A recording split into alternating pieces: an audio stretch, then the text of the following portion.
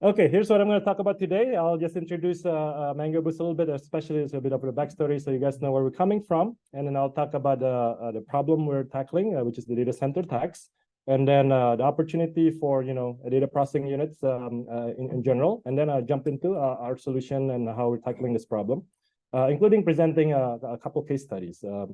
And finally close with a discussion on, research opportunities and in this area, as well as what we can do with MangoBoost if anybody's interested. Okay, so we actually have a very strong academic root. We are commercializing academic research based on Seoul National University. This is from Professor Jang-Woo Kim's lab. Jang-Woo was my lab mate back at CMU in the grad school days. For some of the FPGA crowd here, you might have not seen this work because it's always published in Computer Architecture and Systems Conference.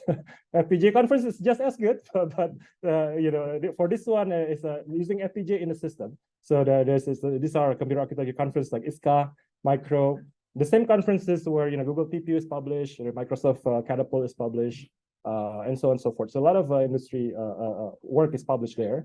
And each of the paper essentially, is a full system prototype of acceleration, of a certain piece of infrastructure, task. For example, accelerating storage stack, networking stack, virtual machine stack, and so on and so forth. Actually, we still publish actively. We just published at ISCA, I think 2-3 months ago. The last paper was on full TCP acceleration. Is our fully accelerated TCP on FPGA can do 100 gig. We can even scale much higher than that, if we have the hardware. So we did an analysis there. Anyway, so the company is about 2 years old, but because we have a lot of years prior research and a lot of prototypes already been built, we can move ahead pretty quickly. And essentially, since last year, we officially become a company. We got a $10 million seed funding, and then we've continued to grow rapidly. We have a lot of multiple big customer and partner engagements now. I'll talk more about our solution later. And we just closed the Series A, 55 million, so total 65 million, recently, and we're very excited about it. Okay, so here's kind of just a quick overview of the team. Since there's a lot of academic community here I'm presenting, so I want to highlight this is actually academic family. A lot of us were from Carnegie Mellon, and obviously the research comes from Seoul National University, the Korean academic family there.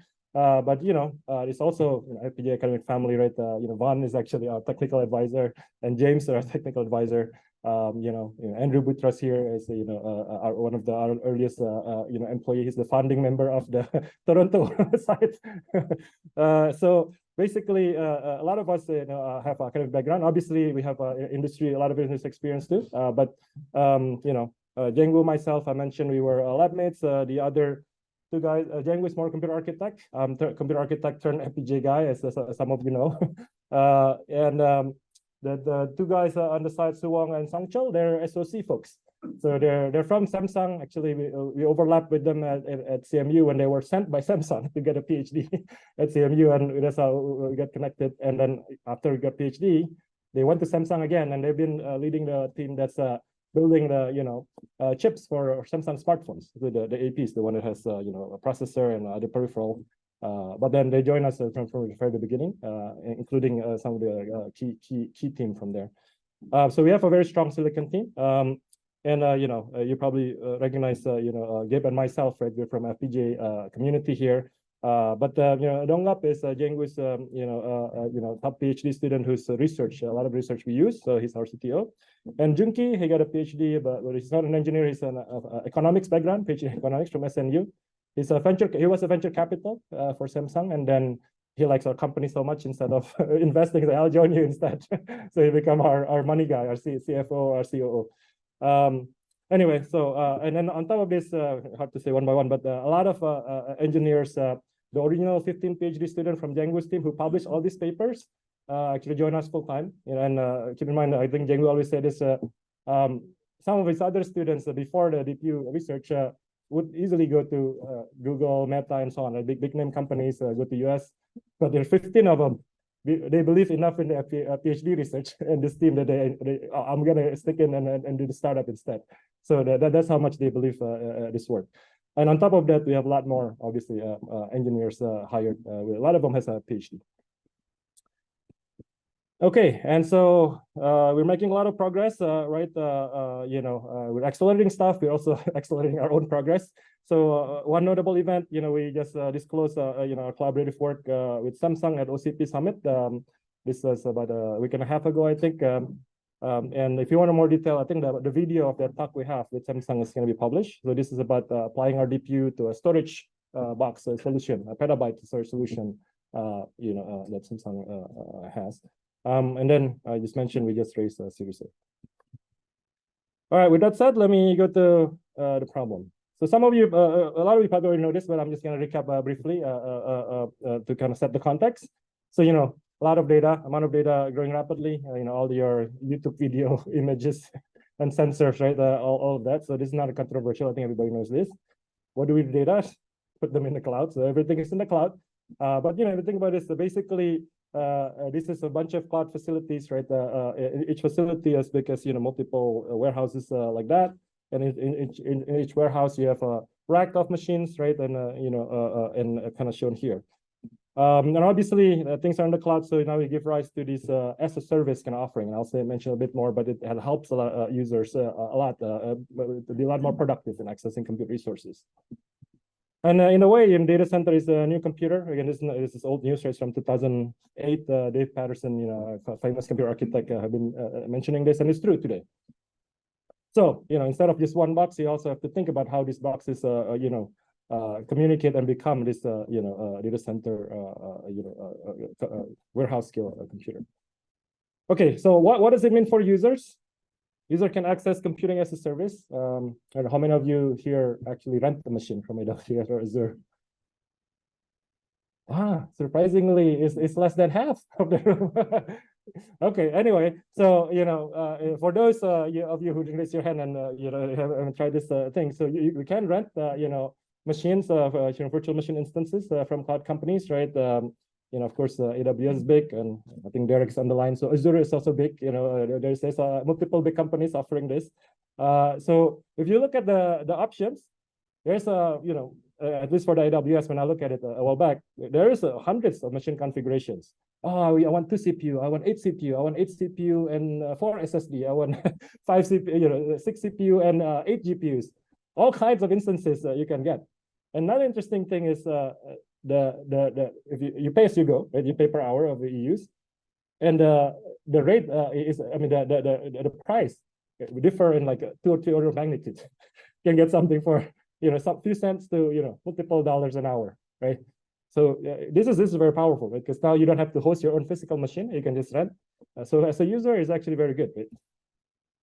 And then I should update this slide. I guess the new hot thing is now ChatGPT. You can call API, right? You don't have to implement things yourself. You just call something, run remotely, come back with an answer. If you want to build an application, you want to deploy in the cloud, you can write it using microservices type of thing. So you kind of write it as a composition of function. But then when you deploy it, there's some magic under the hood in the server that's gonna deploy and scale, charge you by the amount of function call you have. So there are things like that. Again, this is very, very powerful for users, application developers, right? However, right, what's the catch? For us, hardware folks and computer systems and the architects, that's the catch, right? The infrastructure actually become way more complicated, right? The software to enable this, right? There's a lot of software stack. You might think like, I can rent a machine, a virtual machine instance with 2 CPU or whatnot. But under the hood, there's the physical resources. That may not be a 2 CPU, that's many CPU. And I want 4 SSD. It's probably going to be a storage server somewhere with a lot of SSD that's connected to this other machine that's running the instance. And you might want to access only two SSD there to make it look like you providing 2 SSD to the virtual machine. So this has to go to a virtual machine, layer. It has to go to storage protocol, right? For the SSD, you have to go to the network to access the data SSD on the other box.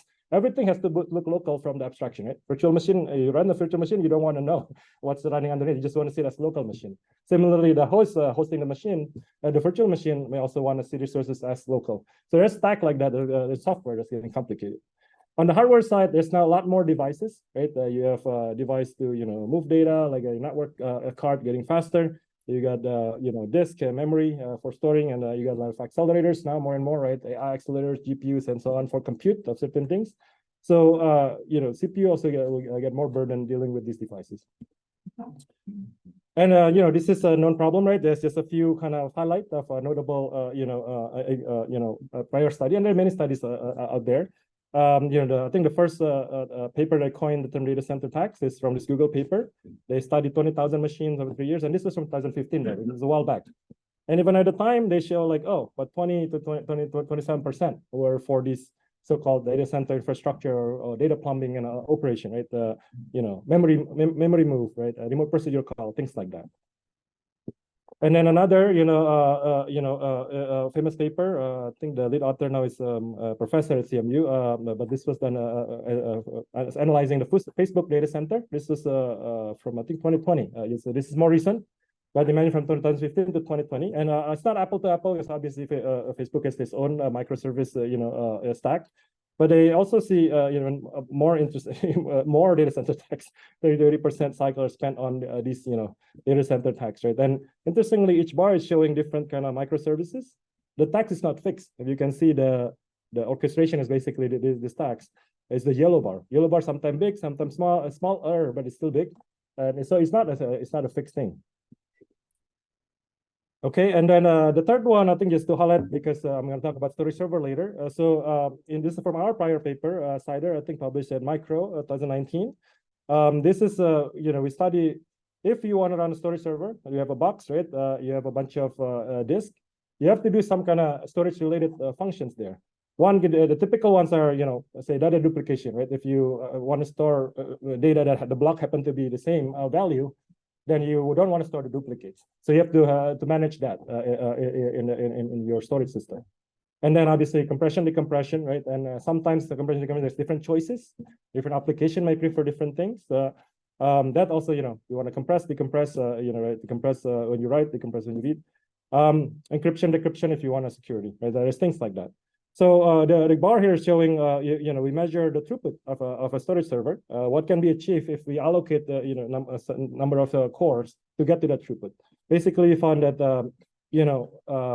to get to a very high, 1 terabit they're serving, it's basically unrealistic if you just use cores, right? The measured data was even 20 cores can only do, I don't know, this is like only a few, I think gigabyte per second. And then if you scale more, you need more and more cores. So bottom line is, huge taxes in modern data center, right? This is all data oriented, quote unquote plumbing. You go across the stack of abstraction, virtual machine, bare metal to network to disk and so on, and there's that adds up. And these taxes are not fixed. Different deployment, different servers have different tax. So how do we tackle this problem? A lot of FPGA folks here. How about acceleration? Can we do hardware acceleration? I think one of the tricky part is it's not super simple because, as I mentioned, data center tax could be different, right? If you have different server configuration, if your server has storage, you have a lot of SSDs and some network cards. Your AI, you have a lot of GPUs, maybe inference, for example, a lot of GPUs, maybe no SSD or only one, and then network card. And so the devices obviously will be different in different type of server, right? And the configuration, even like if you have 4 GPU versus 8 GPU, even for the same set of devices, it will also create different level of this overhead.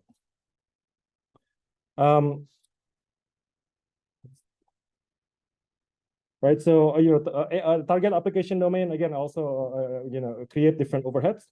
If we deploy it, right, I mentioned you can deploy a virtual machine, maybe you run container or not, bare metal, or you do microservice. Each one has its own set of infrastructure, software, protocols, and all that stuff.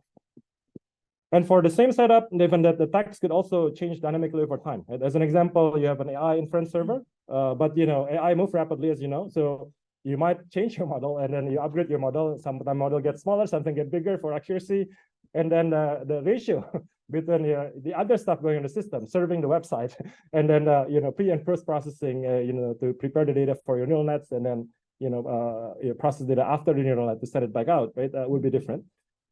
Storage server, even if you're write intensive or read intensive, you're exercising different operation there, compression or not, right, versus decompression, for example. So we need a solution that can really be flexible, so a variety of this server configuration, the domain application, and so on, and adapt to the the evolution of the workloads.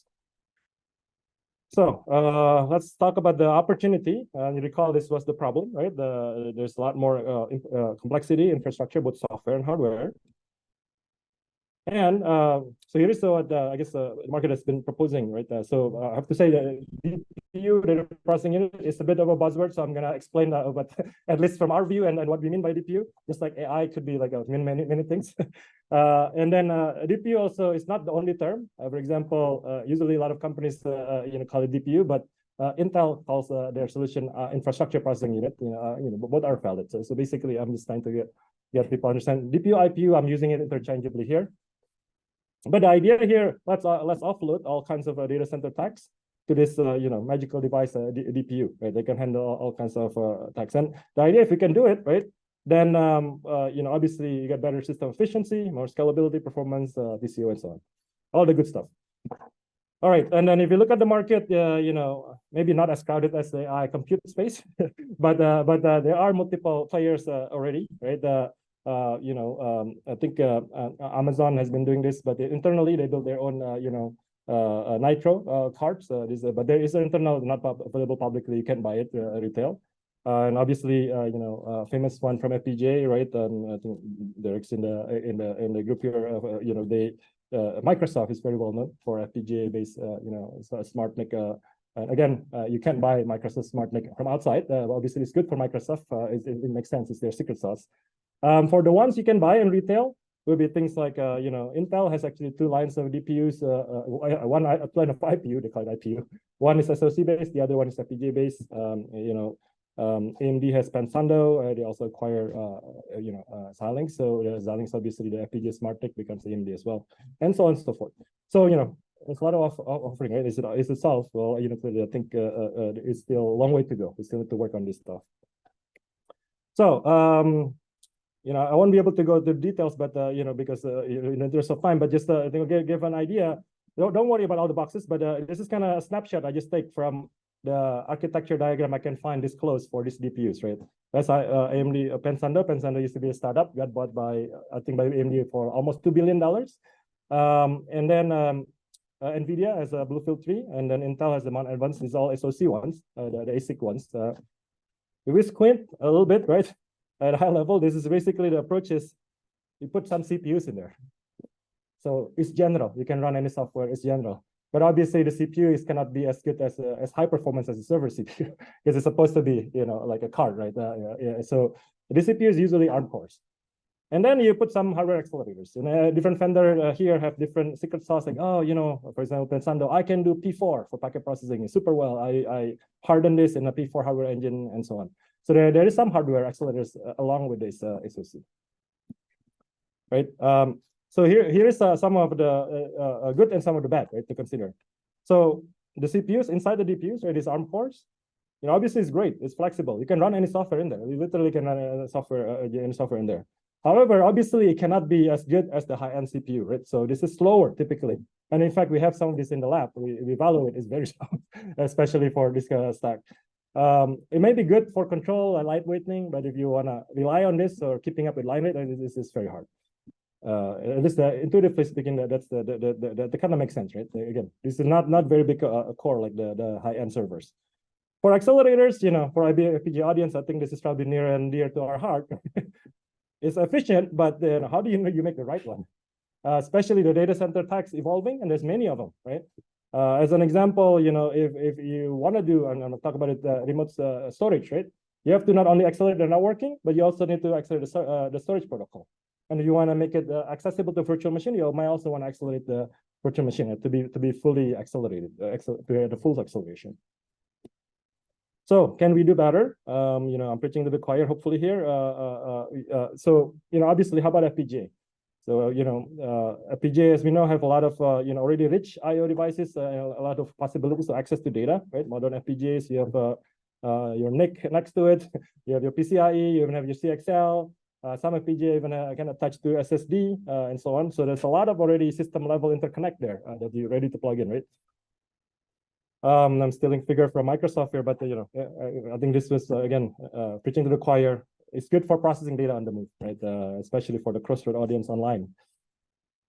And these days, FPGA has integrated CPUs in it, right? Intel IPU line of FPGA have Agile X next to Xeon D, and then AMD or Xilinx have SN1000 E45N has AMD FPGA and an ARM core right next to it too. So it's in a way similar to the SoC one. You still have the core, but now you have FPGA instead of a hardened ASIC. And many commercial platform, these are already production qualified, ready to deploy right in your data center. And obviously already proven in the market, right? Thanks to Microsoft for deploying millions of FPGAs, showing that it can actually go to the data center. There's other example, of course, like Amazon and maybe a few other ones. But again, one thing I want to note is these are company specific, and even it is require a lot of effort, right? Maybe a big team, big development, effort, including maintenance and validation, and also and all that. And they're usually, specific to the company, right? The company want to keep it a secret sauce, especially they're selling the cloud service, not the hardware. So you can't buy them retail. Okay, I mentioned that already. Right, and then I want to also emphasize for the DPU, the challenge is even more than the standard FPGA development effort, right? If you work on a FPGA, I want to accelerate a certain piece of application, for example, you may focus on that piece, that particular piece, you create your FPGA design, you run it. But for DPU, it goes to the system. And I mentioned it has to go end-to-end system, right? You want to impact the end-to-end system performance and efficiency. So in addition to your typical FPGA expertise that you need, right? Timing, closure, and so on, you also need system expertise. And system is broad, right? You want to accelerate storage, you got to get a storage expert. You got to accelerate network, you got to get a networking expert, right? And you got to make sure it's done properly and co-design the system, knowing the system stack, so that you actually make an impact at the system level. And a lot more customization possibility, obviously, because the design space is a bit bigger here. So bottom line is we need a mixed set of expertise interdisciplinary, not only FPGA, but system, computer architects, applications, and so on and so forth. Okay, so now that brings me to the solution MangoBoost's offered. So here's kind of the summary of our unique selling point, right? Essentially, on one side there, we have a hardware IP portfolio. As I mentioned, it's based on 10 years of research. We've collected a bunch of these IPs already. And then on top of that, to make it work in the system, we also have a set of, basically tooling, customization framework, and automation, right? To allow us to compose this thing to make a customized DPU solution. And obviously, in addition to that, you may remember from our earlier slide, right? Our team, when we hire, we also have across the stack. So we have people, systems, people, optimizing, FPGA packing, right? Like for example, Andrew and Raman here, and we have, people who's bit silicon, right? And we have people who have application expert. I think I mentioned some of our application work. We have ML storage data we're gonna report today. So when we hire, we also hire across the stack, right? And these are, people top in the field. Each one have, one or more paper in that respective domain. ISCA paper for architect, OSDI for system, ISFPGA or whatnot for FPGA, and so on and so forth. And, what we're offering is really a wide spectrum of solutions, right? We can, license our IPs. Some companies might want, I just want one or those two IP because they look strong and I want to make my own customized thing. That's fine. And for fast going to market, we also package our solution on top of FPGA platform that's already there, right? Like I mentioned, AMD, Intel, they're already selling very powerful FPGA platform. It's just you got it, and what are you going to do with it to make it work? So you need to load up your gateware, you need to put in the software, and the beauty of this, to my FPGA friends, I used to say, why I believe this, I've been FPGA doing FPGA work for a while, is because when we sell to customer, we don't have to say there's an FPGA on it.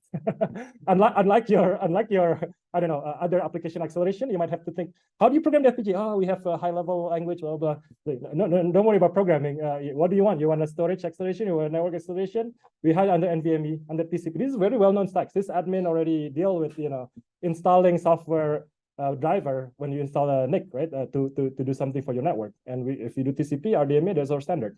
So we follow that. We hide under these infrastructure APIs. And we believe we can get that. And we are seeing a lot of traction that, okay, the question is really, how can you do better compared to, Mellanox or Bluefield? I would say, for what? For what use case? And then we package something up, look, head to head. Don't worry about what's inside. Install the driver and same standard. No modification. Very transparent. And obviously, we just raised a big fund, so we also, since our secret sauce is basically this DPU generator, right? This hardware IP, you can compose different hardware solution. You can map to FPGA, but you can also map to ASIC. You can map to chiplet. You can maybe map to FPGA plus chiplets. And there are many opportunities. But it's the same technology, same core technology. So we haven't disclosed the detail, but we also plan to harden certain things that make sense. And again, we already have an FPGA-based product now being evaluated. So we are getting feedback, and then we're improving. We're getting feedback. It's getting better every day, right? This, as you guys know, the FPGA feedback loop is very quick. So picking what's to be hardened, things like that. We got a lot more information.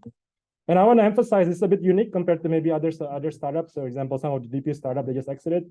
To our knowledge from their disclosure, right? Their product is really, hey, I'm gonna have a chip. This chip will solve everything, or maybe not everything, but it will solve. Wait for my chip, and then you got raise a bunch of money. I don't know, $100 to $200 million. Wait for 3-4 years to get a chip. By the time it chip out, at least from our disclosure, some of this may only show, oh, we have 2 big customers evaluating. I mean, they don't say how big, but they say the name. That's it.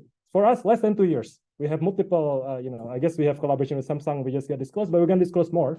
There's more well-known companies that are evaluating, and we can immediately get feedback. And then, obviously, when we do our hardening, hopefully we can be, more optimal in our decision making. And finally, last but not least, since we're systems people, right? It's a systems problem. It's not, you can't just make a card standalone. You have to help the system. We also do DPU enhanced servers. So the partner comes to us, hey, we want to optimize for this particular server type that I've been selling or I want to sell. What can you do? Or we can package our own box as well.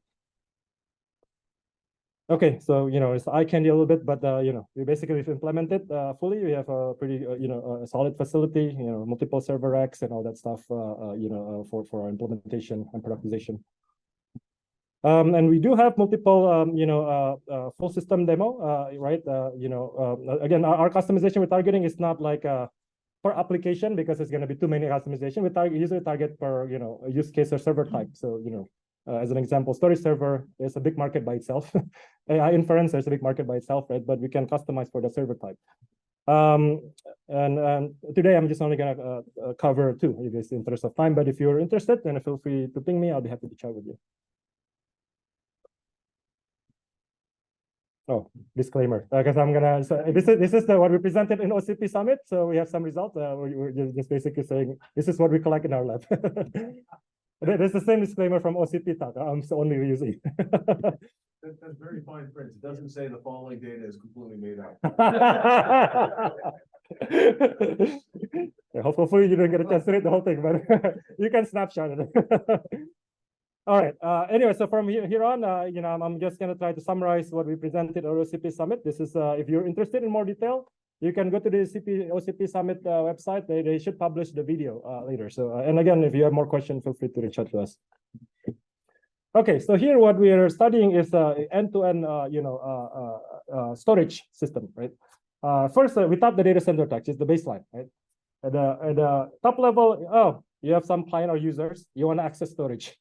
Okay, so this is the baseline if you don't consider the system.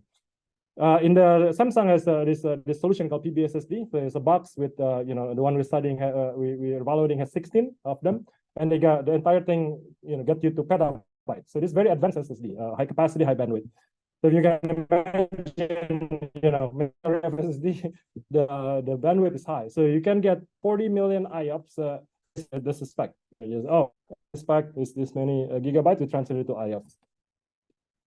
However, in practice, to get this thing accessible, right? Usually you want this box attached to an Ethernet. You want the standard Ethernet, easy to deploy, just plug it in. And you want your clients, right, to be able to access this SSD resources. Say, we have 2 clients. One have one virtual machine, one have 2 virtual machine. The other one might just want 1 SSD. The other 2 maybe one 2 SSD, 1 7 SSD, something like that. And they want to see that it's local. So the way it works is that the clients go through this, the virtual layer, virtual NVMe, NVMe over Fabric. That's the networking, the storage protocol that goes over Fabric. Just means it's over Ethernet in this case, and then network transport. This could be things like RoCE v2 or TCP. There's different known transport protocol. And then on the storage server box side or the target side, the one that has SSD, you have the similar corollary of the stack, right? You have the network, also NVMe OS. So if we measure this, right, in the box that has 32 high-end CPU, this is AMD, I think AMD server CPU, and we can only get 6 million IOPS. So basically, there's a lot of tax going from ideal to to real once you consider all this bombing and infrastructure operations. Okay, so what we do here is that we actually offer a full NVMe over TCP stack solution. This is fully accelerated, right? And on FPGA, again, you don't have to know that there's an FPGA in there. You install it, you install our driver, and that's it. We hide under the NVMe layer. So we offload the TCP and NVMe, right? And then we can do 2 × 100. This is this for this prototype. This is on U55C. We also can do it on U45N from AMD, and we're bringing up more platforms. So there's more options coming up. And then it's very critical, transparent software interface. Right? For sysadmin, you just plug in a card, install a driver. You still keep the same API. We can also do more customization as needed, right? Congestion algorithm, things like that. For storage, sometimes you want to add a certain kind of reliability, rate compression, and so on and so forth. But for this study, we picked this core one, virtual layer, and then storage protocol and the network, which is TCP here. And a bit more on the network, right? Give a background. I'm not a networking expert, but this is what our networking expert tell us, and what customers tell us too. I guess I'm learning along the way here. But essentially, there are usually a known trade-off, right? And we cite some of a notable paper, but there's a lot of paper discussing this between, do we want to use TCP or something like RoCE v2 or InfiniBand? Those are existing things, right? So RoCE v2 is deemed to be usually, performance high, and InfiniBand is also high. By InfiniBand, you need a special cable. RoCE v2, you just use standard Ethernet. Configuring it to tune it and all that, it's more difficult. Sometimes you have to go across the switch, tune it up, things like that. And again, you can read the paper, and there's a series of papers on this. And deployment costs, InfiniBand will higher because, again, it's a special cable and all that stuff. RoCE is a standard Ethernet. TCP, usually, some people really want, can we do TCP because it's well known, right? And then it's reliable protocol. You plug it in, standard Ethernet. Configuration is easier. At least that's typical debate. Easier configuration versus hard configuration. That also relate to the lower deployment costs, right? But the TCP stack is complicated. So if you run it on the software, even on the latest SmartNIC, typically only have partial TCP acceleration, not full. So I'll report some performance. You don't get very high performance. So the performance is typically low. But for us, since we accelerate the whole thing, we can get TCP at high performance. And on top of that, even we also give you the storage. So that's our solution here. And here's kind of the setup that we're reporting. There's 2 clients, and then there's a Samsung PD SSD box on the right. That's the target. And this one, I think we have 16 of these Samsung SSDs in there.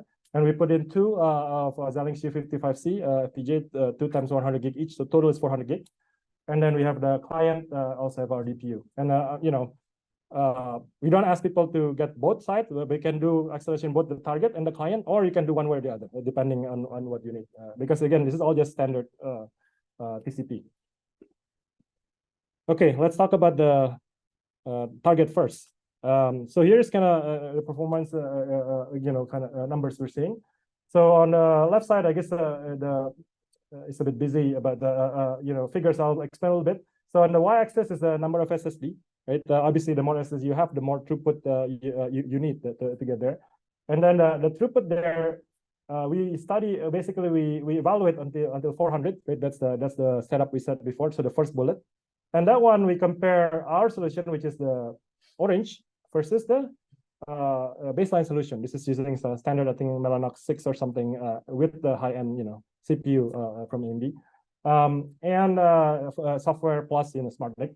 That's the gray line, right? Basically, you can see the gray line is much lower, and then Another interesting thing is if you had more CPU, the gray line actually is flat because there's only so many sockets you can do, and per socket you can only have so many CPU, right? And CPU size it's not cheap. But in this case, I think we have 32 CPU that comes in the PBSSD box, 32 core EPIC, and then it's flattening. Basically, it doesn't help. We burn out all the cores. So we project we can actually go scale with multiple cards. Either we go to a newer FPGA, for example, there's FPGA platform, Intel and Xilinx coming up with 400 gig. We can still scale, and then we can also go more cards because there's more PCI slots than the sockets. So we can basically scale, up to I think all the way to 16 because that box has 16 SSD with a few possible options there on card scaling. And similar trend with write performance. Okay, and then this is combining read and write full duplex, right? And this is the measured one, right? So essentially 400 because it's bidirectional, we're reporting it as aggregated, so up to 800. So the baseline again, software with SmartNIC. This is using all the cores. Doesn't even come close to the line rate because the line rate is supposed to be 800. We're really very close. We're about 90-something%. So we're 3x better in the line rate, right? And then on the other side, the CPU utilization also go down. You can say about 16 to 30 cores. This is high-end CPU cores, and each core is precious. That's very powerful. And then how about TCO? TCO is a complicated calculation, but we attempt to basically do a model here. Our projection is about 20% TCO reduction with 400 gig for the 400 gig. And as we go to higher bandwidth, we project to be even higher TCO because, as you saw, the performance improvement actually get bigger because the CPU stalls, right? You can't put more sockets easily. And as you go to higher speed, you run out of CPU.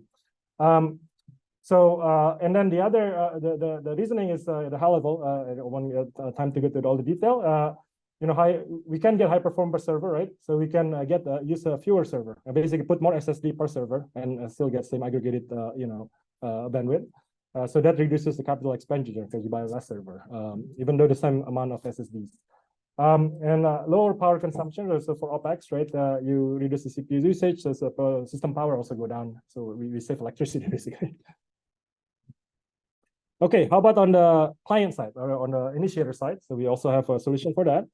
It's similar trend. Essentially, we do a lot better throughput than the baseline. But again, this is for the client is the machine that doesn't have the SSD that connecting remotely. And similarly, we also save a bunch of CPUs. Okay, so I'm speeding up a little bit.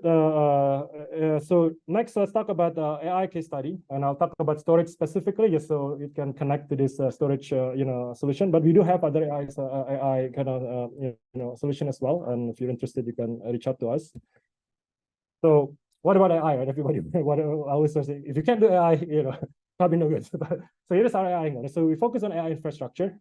So we're not making an AI compute. We focus on infrastructure. We focus on how to make GPU more efficient, how to scale better, so that we can, so if you buy something like a GPU, it's very expensive, so it's not even easy to get. So you want to get the most out of it from your system. So we're focusing on that infrastructure. And then there's a challenge here, data store and access, right? I think we just look at the trend. This is, don't worry about the little dots, but basically this is showing that there's a lot of tremendous hardware compute growth over the past 20 years. This includes all the AI solution, with more AI compute in there, right? And I don't know how many of you track this. I used to be in the lab working with other folks and looking at all the solutions from CPU, FPGA, GPU, and ASIC. All of these typically have, at least 100 TOPS. The higher end has 1,000 TOPS, right? The latest Intel CPU has an AMX instruction. It's basically like a tensor unit inside the CPU. That's already 100 plus TOPS. Obviously, I myself work with Stratix 10NX. You have an AI tensor block in a Stratix 10, right? Intel, Martin Langhammer, and others. So that one also have multiple 100 TOPS, right? And similarly, obviously, Xilinx or AMD has the AI engine, right? Everybody has some sort of tensor hardware in there. They already give you hundreds of TOPS to thousands of TOPS. But the memory interconnect bandwidth grow only by 30x. So the data movement piece is not easy. Of course, I'm not saying compute is not a problem. Compute still needed, obviously, but we may have a bigger problem. How to fit that beast, right? How to get the data to the computer. Okay, so specifically, why do you care about AI storage for AI? I'll give there might be probably more use case. I'm just gonna give you a couple examples. One, inference, right? We all have our ChatGPT and LLM, but they're big. They're getting bigger. So typically, it's not they can't fit in one device anymore, right? One accelerator can fit. You only have limited memory. So you have more accelerators just to fit the model. Now, let alone you don't even know if you can utilize all the AI compute there. Right? This is merely just the footprint of the memory to fit. So there's a lot of there's some very emerging fast, right? The software framework like FlexGen, for example, that's built on top of PyTorch, I think. That's very popular. Like just released like a few months ago. It has like thousands of GitHub Git star, and then it's basically the concept is let's be able to spill the model or some of the intermediate value like KV cache to either system memory or to disk. So that way you can do one or a few. You basically your GPU or your AI accelerator doesn't have to scale with the model size. Because then you do a few, just enough for your compute and your throughput you need, and you couple it with a good storage system. The second one is training. Training typically traditionally data sets is already stored on this anyway. And in fact, there's a new, I don't know if you guys follow, some of you probably do. MLPerf storage just got released. It's the official MLPerf benchmark, like I think a few months ago. They already have the first round of submission. Unfortunately, we missed that submission, but we're probably going to do the next one. This one is actually like a benchmark to model an AI training, where data set comes from storage, and you actually measure the storage performance and its impact on the entire training system. How many accelerators can you serve? And what is the estimated system throughput as you scale? So this kind of show how the storage, how the storage performance, impact the training performance. Okay, so this is what I'm going to cover next. So we do have a MLPerf storage study, also published in OCP Summit. So basically, the x-axis is number of accelerators. This is emulated by the MLPerf benchmark. So basically, instead of doing the compute, I think you just do sleep, but the amount of sleep is methodically decided by the benchmark to represent like a real system. So basically, the higher the storage throughput, the more accelerators you can support. Makes sense, right? Because you can assert data, the more accelerators can consume it. And then on the y-axis is the estimated system performance for throughput. For some of the benchmark, I forget on this one. But essentially, there is the left side, the first bullet. There is a software baseline, same system as before. We just plugging in the storage, right, to run MLPerf storage. And then on the most top right is our accelerator solution. And then there's not so many submission. The first one, although it's from big names, there's some national lab, this and this, with many clusters submitting to this. So you can look the official closed submission. We're following the closed submission rules, and we're actually better than the best submission we know of for this category of this storage throughput. This is from our reading from that MLPerf submission. So that's real impact at the system level. Okay, so let me close it up. Switch gear a little bit on research opportunities, right? So as you can tell, it's a broad space of research and very critical. Right, it's happening today. The data center is going to get even worse and worse. So there's a few interesting things. Obviously not limited to this. I'm just giving some examples for you guys to think about. More data center tax study. Right, there's new type of server taxes, composition of taxes. It's very interesting to see. And then how to leverage a DPU type solution in the end-to-end system. From how do you optimize the workload to use it properly? Is there a way to software to co-design right the DPU, and how to architect the server to be DPU enhanced? And then it could be also DPU extension itself, right? What kind of function you put in DPU? What are interesting protocol that could be accelerated, things like that. And we have strong academic roots, and we're still passionate about R&D and productizing too. Of course, the productizing is the main goal, but we're still very active in want to be active in academia. So we will come research collaboration, right? And we're flexible. Basically, as long as you guys think our stuff could be beneficial for you, and what you do is relevant to us, we could consider it, right? Simple things like internship, right? We actually have internship already. Actually, one of our somewhat long-term intern, Rema, is part of Crossroads. He's about to graduate. He's going to join us. And then we have another one from Ziru Zhang's group, Yishao, intern full-time summer, and he switched part-time and continued to work with us for his PhD work, some of the PhD research. Funding, we also, we're not a big company, but we could consider targeted funding when it makes sense.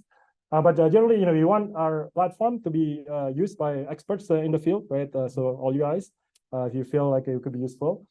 Some of the comments we heard some professor, for example, say, and is it true with the Cornell collaboration? This person is a graph expert. They've built a graph engine for FPGA from HBM, but they're like, oh, it'll be cool if the graph could be very big and to access disk. He doesn't want to bring up the TCP and NVMe. He want to plug in and co-design his graph engine to access it. So there are things like that. We have the infrastructure facility. Right? If you want to target certain piece that can work with our DPU and it's complementary, that could be a perfect kind of research collaboration. And another possibility would be, again, we want our IPs to be used, right? If you have a test chip program you're trying to consider or to launch, right? And you might need some component to make a better off-road test chip, right? Maybe you have a certain super fancy compute circuit, but you want to make it so that it can, be accessible to the network or things like that to make it a full test chip. But we're open to work with people to, collaborate on providing, IPs for make test chips. Anyway, so just some ideas, and we're open. So just send us your thoughts. So call to action, if you feel, our DPU infrastructure, expertise, or funding could be beneficial in your research, then consider send your proposal to us. Make it very lightweight, right? It doesn't have to be very long write-up or anything. Just email us, research@MangoBoost, easy to remember. Hopefully research@mangoboost.io. Just, short write-up, send an email, and we look at the rolling submission, whenever we see it, we see case by case, and we follow up. With that said, thank you very much.